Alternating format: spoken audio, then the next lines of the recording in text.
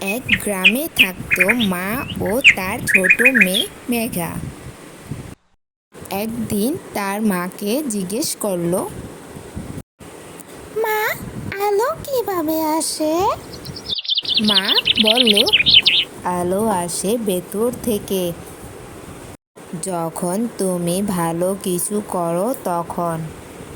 একদিন বিকেলবেলা মেঘা হাঁটার সময় দেখতে পেল এক বুড়ি মাটিতে পড়ে আছে। সঙ্গে সঙ্গে তার কাছে যায় এবং তাকে তুলে উঠায়। তখন তার মা সেটা দেখে খুব খুশি হয়। বাড়ি ফিরে মা বলল, আজ তুই কারোর জন্য আলো হোস। মেঘা হঠাৎ করে বলে উঠল, সত্যি আমি কারো আলো হই? কি মজা, কি মজা! এইভাবে মা ও মেয়ে হাসি খুশি থাকে।